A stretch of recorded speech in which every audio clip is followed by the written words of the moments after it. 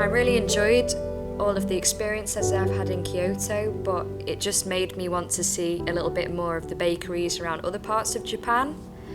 So I decided to go to Kobe and take the bullet train. I was surprised at how fast it was and how quickly we arrived in Kobe.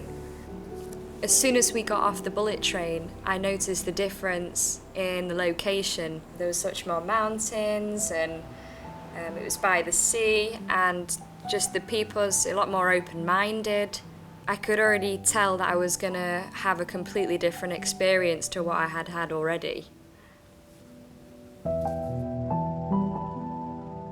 We were lucky enough to find a man which knew a lot about the baking history in Juchheim and about the famous baumkuchen. So he told me that in 1909, the 23-year-old Karl Wilhelm Juchheim from Germany was given the opportunity to work as a confectioner in Tsingtao. After 5 years of working there, he went back to Germany to find a wife, and he met Elise. Together they travelled back to China and got married in 1914. But World War I dramatically changed the lives of Juchheim and his wife Elise. Tsingtao was occupied by Japan, and Karl was captured and moved to Japan as the prisoner of war in 1915. Karl managed to turn his fortunes around while still a prisoner of war. In 1919 he baked and sold baumkuchen at an exhibition of goods manufactured by the war prisoners which was held in Hiroshima. This was the first baumkuchen baked in Japan, and it was a huge success. After he had been released from prison in 1920, he called his family together from Tsingtao and opened his shop, E. Juchheim, in Yokohama, named after his beloved wife, Elise. They have been really successful, but then another event changed their life. The Great Kanto earthquake happened in 1923, and E. Juchheim was destroyed. They barely escaped with their lives and escaped to Kobe. But despite such a disaster, the couple didn't give up. They founded a bakery again and offered their baumkuchen. As a city that had always been receptive and welcoming to Western culture, Kobe was quick to embrace the traditional German baumkuchen.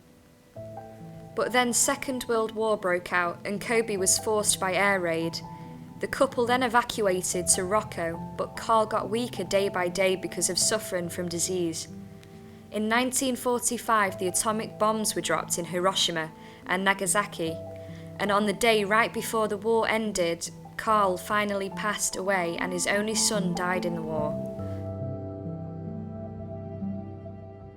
However, the achievement of the legendary couple was never forgotten. 2 former employees rebuilt the confectionery after the Second World War in Kobe in 1947.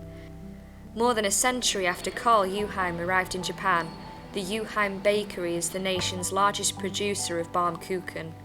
Until to this day, the tree-like rings of the baumkuchen are thought to represent longevity and prosperity, making it a special cake often gifted and eaten at weddings.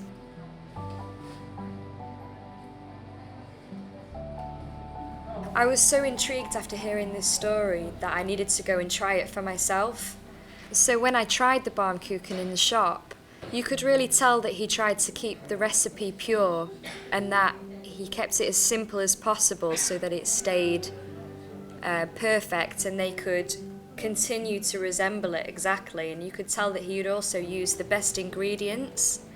I love the fact that he didn't give up, and I think it's something as well that I will take back with me. It's just having that resilience, just to not give up when things get tough. It's important just to never give up.